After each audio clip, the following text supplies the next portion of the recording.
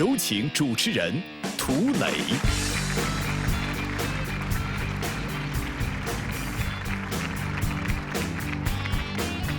真情致谢，重新开始。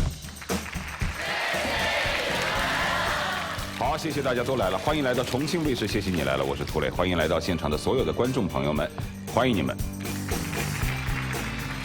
祝孩子更高、更壮、更聪明。本栏目由关爱儿童的比之高药业特约播出。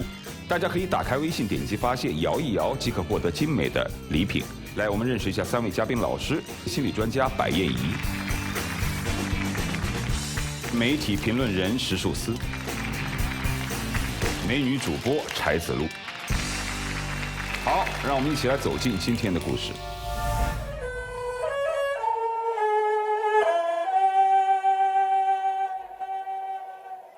曾经命运给我开了一个大玩笑，那时的我无助，我自卑，一度认为我这一生将在痛苦中度过。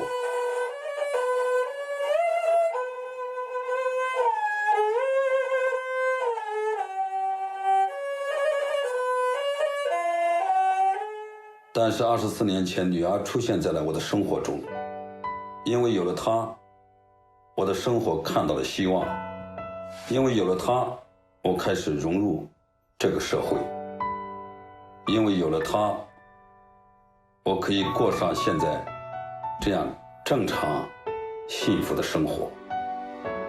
如果没有她，我不敢想象我的生活会是怎么样。所以今天来到这里，我想真心的给我女儿说一句：女儿，谢谢你，是你让我成为了一个平常人。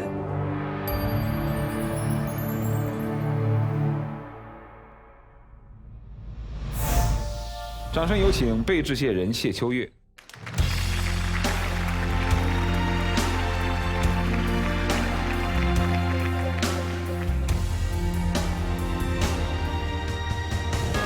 涂老师好，3位老师好，现场的观众朋友们大家好。片子里那是你？片子里面是我的爸爸。哦，你爸爸来向你感谢。说到这个事吧，我感觉很惭愧，我觉得我应该感谢我的爸爸。你当然应该感谢你爸爸，这很正常。但是你爸爸感谢你就有点不正常。我也很意外，我没想到我爸会来到这个节目跟我表示感谢。那你猜他为什么感谢你？可能是觉得因为有了我，他生活更好幸福了吧。那哪个爸爸有了孩子都会幸福啊？那多感谢一遍。因为他不是我亲生爸爸，养父。对。那你更应该感谢他了。你是不是此时此刻坐在那儿忐忑不安，受之有愧？对。那我们来听一听啊，掌声有请致谢人谢昌义。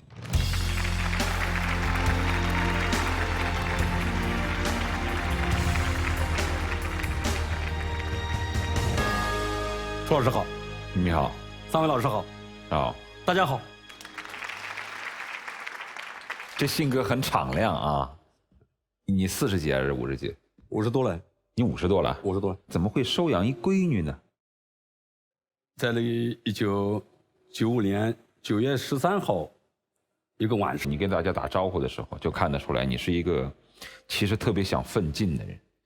那越是这样的人，越瘫痪了，越内疚，越受不了。是的，是的。你没办法，那时候不是说看到父母太苦了，我要走了，我父母怎么办啊？有时候蒙在被子里面去大哭嘛，不让父母知道，怕父母难过嘛。我受了伤之后，你让父母再受打击怎么办？所以心里特别痛苦。我那时候对自己都没有信心，生活你送个婴儿给我，坚决不能接受。我说我自己养活不了自己，不行，我送回去。送回去，当时天气冷啊，天气这么冷，送到别人家去怎么办呢？我妈妈说你不行，你今天晚上送不走了吧？你就放这儿，你放在这，明天再说吧。就拿一点红糖，就点开水，搞点红糖开水喂一喂。你喂啊？我母亲问的，我妈妈问。那时候身体特别虚弱，一点哭都没有力气，红汤瞌水都喝不下去。我就看了一下，一看我母亲就从那个竹篮子里面，就拿了一块红纸写的那个生日，1995年9月11日生日，农历是前8月17日。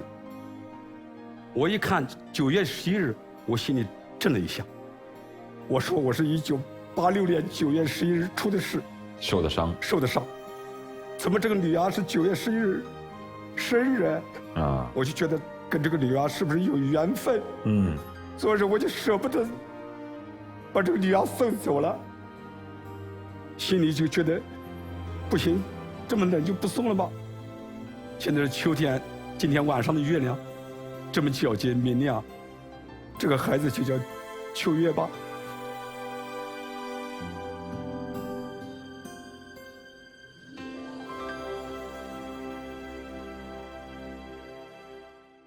我跟这孩子有缘分，我要抚养他。但你一大老爷们，你又不会养孩子。爸爸妈妈说：“孩子，你残废了，将来岁数大了，我们不能保你，在你服侍照顾你一辈子。有个女儿也好，将来女儿大了养老照顾你。”我母亲说：“我帮你们养，把她养大。”她抱过来几天，闹夜，晚上不睡觉，白天睡觉。她就晚上睡觉不睡觉怎么办？我就是放在摇篮里面，在摇篮呢？借的，从隔壁借了一个摇篮，晚上在摇篮里面睡着。睡着之后，我就拿个用个红带子拴着摇篮，这样晃。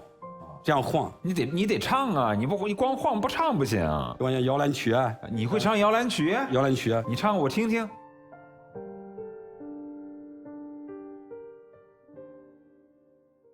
呀，民风儿紧，去呀找窗棂啊，小宝宝睡着了。我就这样唱我女儿。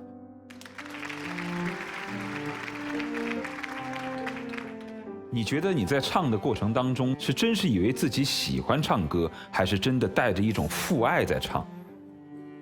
带着就是喜欢这个孩子嘛带着喜欢。你已经感觉到这像我的孩子了。是的，就是觉得唱着他就睡着了嘛睡着，但是不能停，一停就醒了，一停就哭，一停哭大概晃到1点点。你就坐在轮椅上这样晃他吗？睡在床上，那时候没有轮椅，一般晃到2点钟之后，我母亲就接过去，抬到我母亲的房间。你烦吗？那时候确实有点累。你除了给他唱摇篮曲，唱这个还唱啥？你平时会逗他唱歌吗？像脸盆一个，我家的脸盆是铁的，榔瓷的，这样过去农村是铁的，我用筷子一打，咚咚咚咚咚咚，这样，就是他就不哭了，就笑了，白天就笑了。我爱好音乐嘛，我爱音乐，他没想到这个女儿对这个音乐协奏也有感觉。我一唱，比如说我那时候唱《水浒传》的插曲《大河向东流》，我说大河向东流啊，女儿就笑，天上的星星参北斗啊，她有感觉就笑了。你不怕吓着她唱这个？那时候白天晚上你不知道怎么唱，白天唱你晚上唱你肯定吓着她嘛。有时候我父母爸爸妈妈不在家，我就用奶瓶，当时喝的是米汤加点炼乳，我就这样把它搞开水冲了之后喂他，再怕烫了怎么办？我又不能用嘴去尝，我不卫生嘛。我母亲有时候尝，我说妈妈你尝不卫生，我就用手在手上面试这个奶瓶。你很科学，现在都是这样的。看看这个温度高不高，这样回答喝，然后就能吃一顿都能吃，像这样的奶瓶都能吃1瓶半，这样是很会吃，所以说小时候一直身体都很好。他要是有个头疼脑热发烧怎么办？稍微有点那个，都是我母亲呢抱着他去到村里面的医疗站去打几针就好了。还记得他第一次会走路吗？一般都在我轮椅边上。我们家农村里面池塘比较多，前后左右都是池塘，他一放就跑了，我逮都逮不住，就跟后面就跑。我有时候叫我妈赶快过来。我说你女儿又跑了。他挺调皮，小时候挺活泼的，在家里面找个绳子把腰拴着，拴着提着这样跟后走。我这一手搬这个轮椅，过去那个轮椅是手搬的轮椅，手搬的轮椅我就这样拉着他走，这样在打鼓场上这样练跑嘛。这样跑，小时候跟我们在一起生活了一段时间之后啊，觉得你一天离不开他，你不在眼前，你看着都不放心，好像心里都有牵挂一样，都担心他。所有的孩子第一声会叫的都是妈妈，他第一声叫的是爸爸吗？是爸爸，他说的是爸，一个字爸，然后就说爸爸。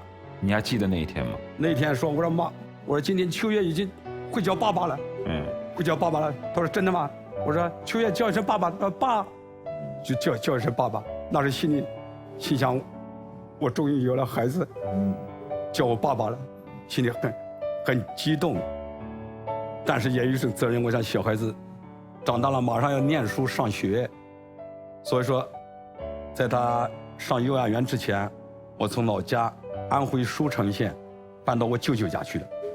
为了他，我为了他。其实这个孩子最重大的意义，其实是给你疗伤。是的，其实让你从颓废的状态下，逐渐的感觉生活有了意义，有了奔头。对。他是多大的时候你搬到你舅舅家去的？3岁的时候，我准备他上幼儿园的时候，我舅舅家一个乡村的集镇里面，之后我们到了地方去做个小生意，然后小孩子离这个幼儿园上学以后近一点。3岁之前你没有记忆吧？没有。就他刚才说的这事儿，你都不知道？我不知道，太小了。啊，那这事儿你是今天第一次听吗？在家也听过，但是没有这么认真的听过。在家只听奶奶说，他们就随便的说一下，然后就没有今天说听那么认真。那今天这么认真的听了之后，什么感受？我觉得我爸太不容易了，帮我养大。知道不容易在哪儿吗？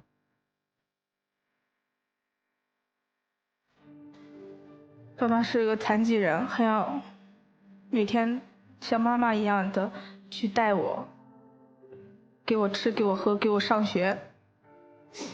我觉得父亲最难得的不是这个，母亲是会生活的，但父亲都是笨手笨脚的，对不对？他一大老爷们儿，他带你的过程当中最大的特点是，他很有爱，他居然还知道不要用嘴去尝奶瓶，觉得脏，说明他对你很用心，这比很多亲爹都用心，这点很多男人做不到嘛。那时候我一个人做了个小门面呢，在前面摆着就是卖鞋。你那生意够你们生活和他的学费吗？那个当时是赚不到钱的。那怎么办呢？赚不到钱就是靠父母嘛。父母在家里到农忙的时候要回家种田嘛。回家种田，我就是到农闲的时候帮我这点凉鞋、布鞋什么，我都摆着去卖吧。那为了小孩子将来生活啊，也要交学费啊。读书带起来就更麻烦了。有时候做作业的时候，我就陪着他做作业。比如说他一般的教什么阿哥啊，很多阿哥我都不会，就是跟他在一起学习。阿哥他说小花狗不像样，不洗脚丫就上炕。问他为什么，他说汪汪汪，好像就这个。你还记得吗？不记得。你都不记得了哈。所以说你啊，一直以来都是他的全部。他小学成绩好吗？很好。他从小学就开始成绩很好，老师也喜欢他，经常老师也有时候走到小商店门口啊，他就说你家女儿挺懂事的，挺好的。这孩子慢慢的长大呀，他很多学业上的问题啊，你会觉得跟你相差甚远。刚开始还能教一教，最后你没办法，有的东西我都看不懂了。有时候做作业的时候啊，我要学习，跟着后头学习，比如说学数学啊，或者是你还学数学呢？学别数学了，或者是语文啦、古诗啊，练书法啊。二胡也自学了。这爸爸好勤奋。都是自学的，都是女儿这个自学。经常我就拉着二胡，经常我叫女儿就唱。你背个诗我听听。《石山行》嘛，杜牧的。远上寒山石径斜，白云深处有人家。停居坐爱枫林晚，霜叶红于二月花。再来一首《悯农》。锄禾日当午，汗滴禾下土。谁知盘中餐，粒粒皆辛苦。谢谢。好，再来个书法。你不是学了书法吗？学了书法，那时候学书法都纸笔都没钱买啊，都在那个土墙上，农村那个土墙上练那个毛笔字。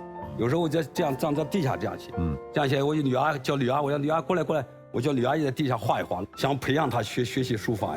最后文化课太紧张了，就逐渐就放弃了，是吧？哎呀，你对过去的一幕幕记得很清楚，你就没想着找一个？随着他岁数大概有8岁的时候，有时候他回来就说：“爸爸，我妈妈哪里去了？”他就问我读啊，我就带着他的妈妈，我们三口之家，来到了县城，在县城又租了个房子，陪他读书。我说我们穷人家的孩子啊，我给你母亲给你妈妈都是残疾人了，只有读书才是唯一的出路，别的没有办法，我们又给不了你别的什么东西。同学们会谈论你的家庭。我记得初中的时候吧，因为那时候比较小，不懂事，然后我们班一个男生就直接就下课的时候，他就到我面前说：“我知道你的父母都是残疾人，我放学的时候我爸都开车来接我，你呢？”然后我当时就特别的难过，然后有一点点的抱怨，为什么我的父母跟别的父母不一样。但是后来吧，我想一想，我爸爸真的为我付出太多，对我特别的好。我只要想要的，我爸爸都会给我买，什么玩具啊、溜溜球、赛车。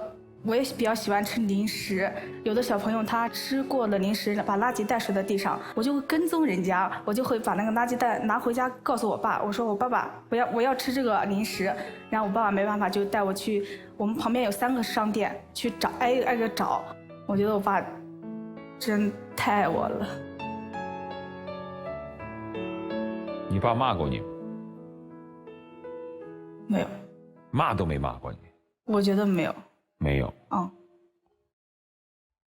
他大学考的什么专业？计算机软件。这他自己选的？他自己本来是说爱好文艺艺术嘛，就是唱歌比较喜欢，想考艺术生。他就说：“爸爸，我想考艺术，但是我一问老师上课1堂课都100块钱，好几万一下来。”我说：“怎么行呢？我们家庭受不了啊，经济跟不上啊。”我说：“女儿，我不行，你这样吧，把这个唱歌当个业余爱好，你报个专业好一点专业，工作容易找的。”我就问他跟他商量这个，当时他心里特别委屈。我说：“女儿没钱，我们生活呢做了个小生意，勉强能够生活。”但是女儿很懂事，我说了几下，他就说：“爸爸不行，算了吧。”担心吗？不甘心。那为什么妥协了呢？因为我父母真的，我觉得他们赚钱太不容易了。那时候是在县城里面，不是开个小商店嘛，然后他们俩是起早贪黑，4、5点钟的时候，我妈妈就得起来先把货给理好，然后我爸爸也得起来收银，因为我妈妈算数不太好，怕她算错了。晚上基本都是11点多才关门。我爸就长期他这样坐着，差不多一天要坐10几个小时，他这个臀部啊上面的肉基本都是腐烂了，都坏了，然后又舍不得买药涂，然后我看我们家有好多那个红霉素膏，因为那个红霉素比较便宜吧，我看我爸经常就拿那个涂。家里真的没有钱给我学，然后我想一想还是放弃吧，我想学个计算机，出来好好找工作。在你考大学成长的这10几年，有哪一幕镜头，哪一幕生活当中场景，你的父亲最让你感动？就是上高中晚自习是11、12点回家吧，特别是冬天，不管多晚，我爸爸都会等着我回家，然后总有一盏灯为你亮着。那个背影我真的至今都忘不了，太晚了，太冷了，还在等我。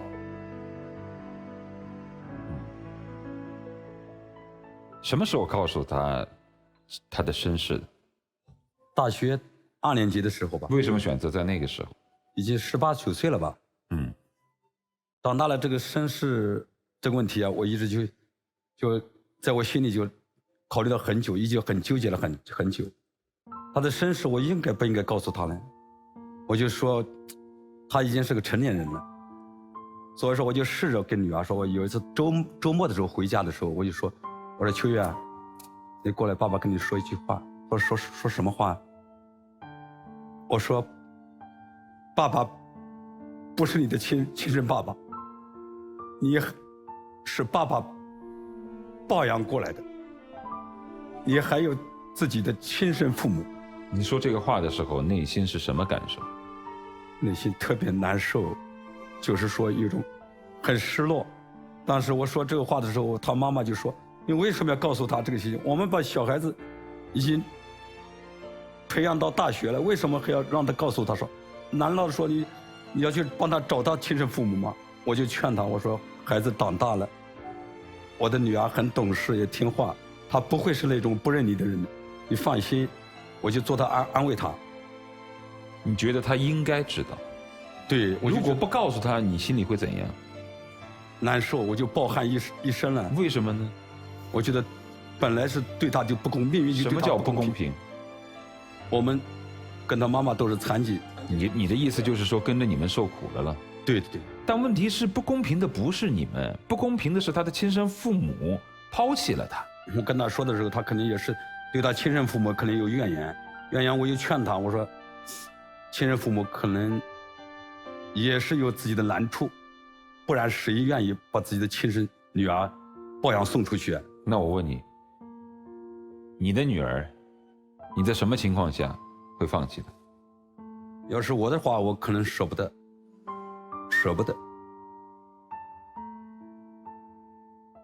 当你知道自己的身世之后，你对生父生母有怨恨？有。对他呢？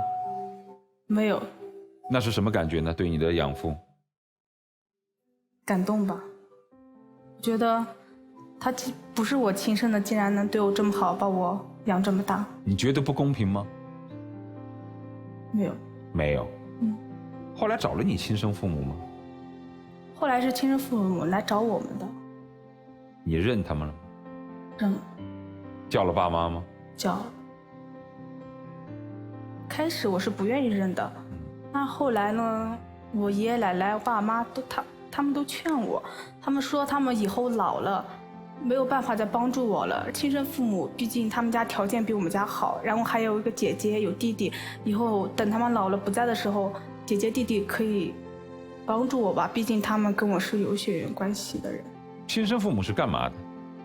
在家里就是有一个小工厂吧。就是经济条件比这边好多了。好多了。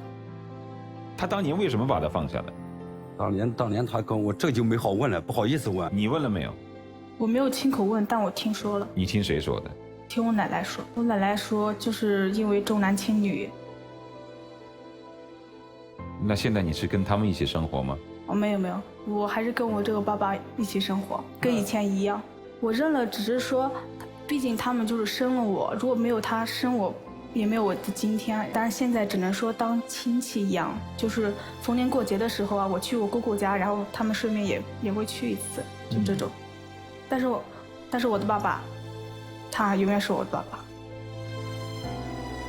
叫是叫了，但人还在你这儿，心还在你这儿。所以说他妈妈担心，我说不必要担心，女儿是懂事的，没事的。你说的这么轻巧，当他真的认他亲生父母的时候，你心里也在打鼓吧？本来是说去见一面，大家在一起说笑，但是我不知道怎么搞的，反正吃不下去。为什么呢？喝了一点酒，心里特别难受嘛，就不知道那个。你有没有仔细盯着他脸上的脸色，来寻找答案？不敢看，他喊我爸爸的时候，我都不敢对着看。在酒桌上，你喊他爸爸？喊。那你喊那个叫什么？我没有喊。叔叔，你总得称呼吧？没有。那你是最后什么时候知道这个女儿还是愿意跟着你？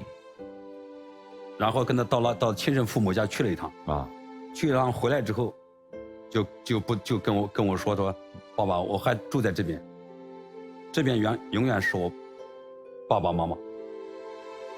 你心里就跟他妈妈就说，我说你不要担心嘛，顾虑就去了吧。你看当时认他亲生父母，好像特别害怕担心，是吧？好像他就失去女儿一样。你现在在哪儿工作呀？我在合肥。爸爸妈妈跟你在一起吗？现在不在一起，但是之前在一起。我之前刚毕业是不在合肥上班啊，在哪里？我在北京，带着父母一起去了北京。哇，你带着父母去干嘛？因为我去那边前几个月吧，我觉得我不习惯，因为从小到大就在他们身边长大，我就比较恋家，天天想家，每天都跟他们打电话，都把他们打烦了。那你们住哪儿啊？在北京？在北京，因为北京房价特别高嘛，然后我就会在北京郊区租一个房子。在燕郊啊？平房嘛，那时候300多。父母一起住？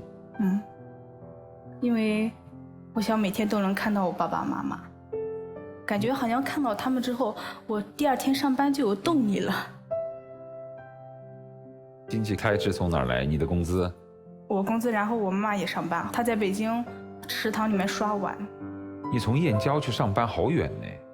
对，坐地铁还要转公交车，早上去是2个小时，晚上回来堵车要3、4个小时。就你花在路上要花5、6个小时。对。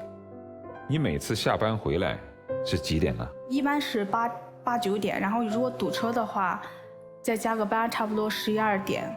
爸爸还会像原来在家里一样等你吗？会。北京的冬天特别冷，零下10几20度吧，然后还有很大的风，然后我爸就发微信跟我说你在哪呀，我来接你。然后我就跟他说你不用接我，你回家，我不认识路，这么大了有什么好担心的。然后他就是不听，每次我下公交车的时候，然后我就发现公交站牌旁边有个黑色一个角落里面，我爸爸就在那里等着我，他还很高兴的样子。因为我爸爸有个习惯，他就是喜欢在马路上边推着车边哼个小调，他就是这样。就现在这个等你的地点变了，以前是在家里边等你关门，这会儿他急了跑公交站这儿来等你了。对，所以其实他等你的那种感觉很幸福，既心酸又幸福吧。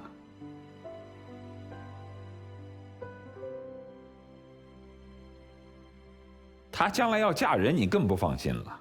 是的。你希望他找个什么样的人呢？对他好一点，诚实一点，一定要对他好嘛。那好多人在女儿的婚礼上都会哭哎。我想在她出嫁的时候，我要亲手牵着她的手，交给那个对她好的男人。有吗？谈了吗？谈了。见过没？见过。那小伙子怎么样？挺好的，挺好的，挺好的。再好也没你好。挺好的，只要对他好就好，只要他幸福，将来幸福，这是我的最大一个心愿嘛。你现在没有跟他在一起生活了？他现在在合肥上班啊。合肥上班之后，为了不影响他的工作，我现在又跟他妈妈回到老家。他妈妈在北京的时候就查出来身体不好，做了手术，手术很成功，就回来了。回来之后，他说你照顾我们。我说现在你妈妈也身体也好了，你不要照顾了。我就跟他妈就搬到老家去住了，在老家租了个房子，因为我30多年都没回老家，一直受伤之后就没回老家，也特别想到老家去看一看。我说你所指的老家就是他当年刚送回来的地方。对，从小时候从老家。那老屋子还在吗？安徽舒城，老屋子现在已经不在了啊，现在不在了。现在摇篮还在吗？摇篮可能还在，可能还在。村里人都会说吧。你说那个老谢当年收养那女儿，你看长大了，对，现在这么大了，对，长得挺漂亮，挺好看的，都很羡慕我，是吧？哎呀，你当年说你受伤了之后，大家都很担心你，没想到你收养一个女儿这么孝顺，都很羡慕我呀。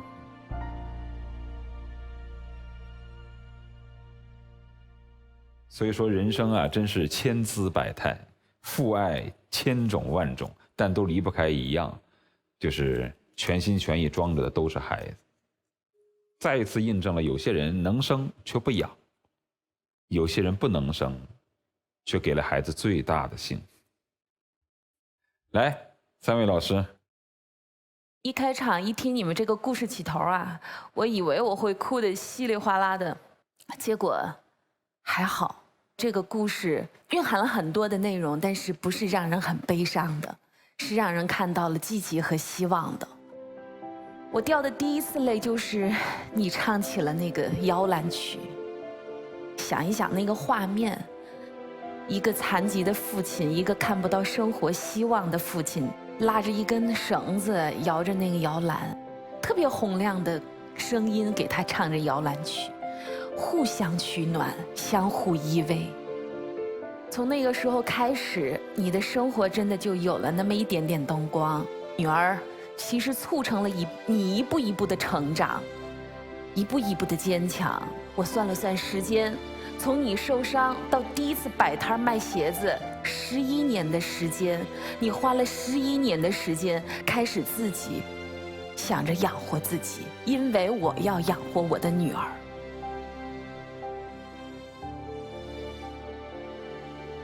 我应该互相感谢吧，感谢彼此在这个宝贵的生命当中的出现。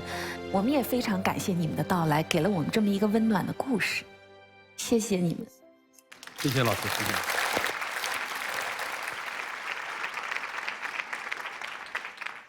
秋月对于老谢来说，可能不单纯是女儿，她可能是你人生的一个希望。是的，是的。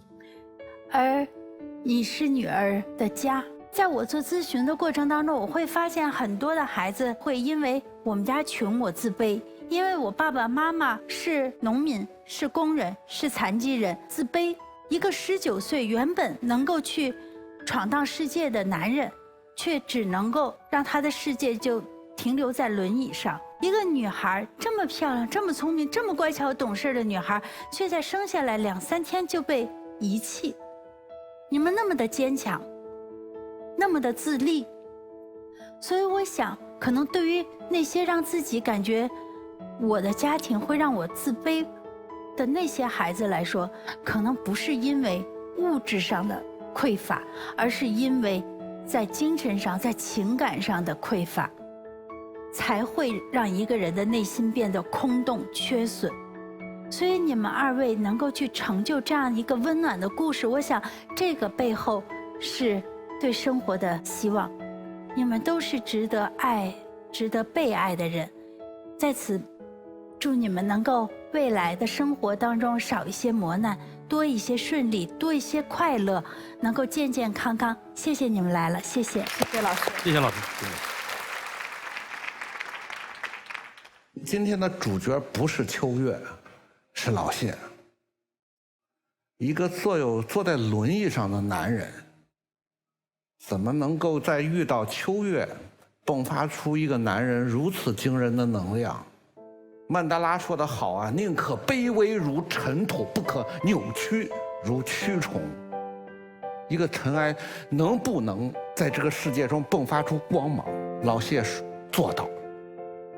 一个尘埃迸发出惊人的光芒，照亮别人，是一种最感动人心的力量。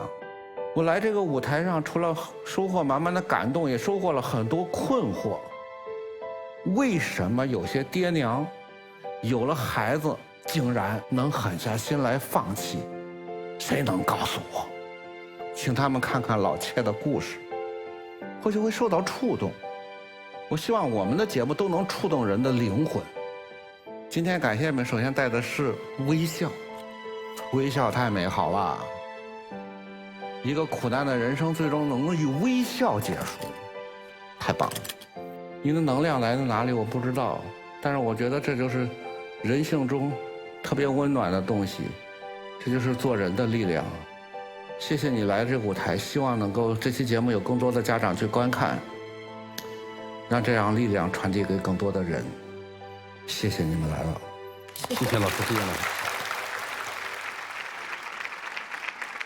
从收养你的那天起，从看到你的出生的日期和他受伤的日期的那一天起，你们的生命就紧紧地捆绑在了一块儿，彼此许下了承诺。接下来有什么话跟女儿说？谢谢你来了。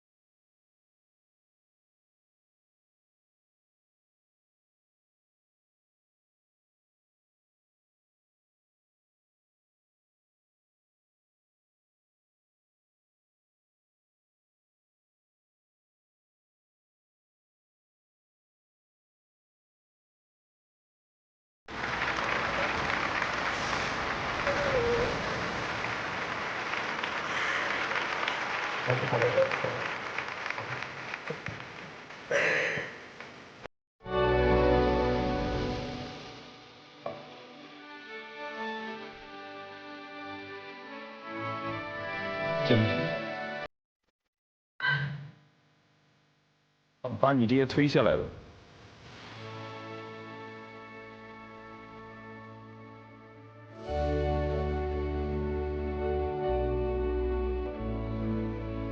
来看看爸爸送你的礼物是。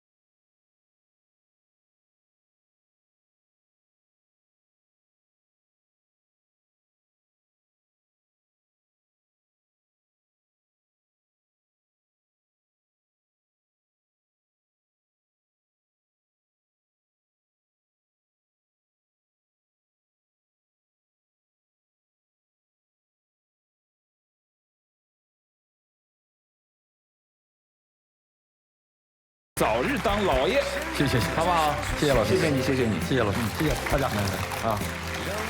祝孩子更高、更壮、更聪明。本栏目由关爱儿童的比之高药业特约播出。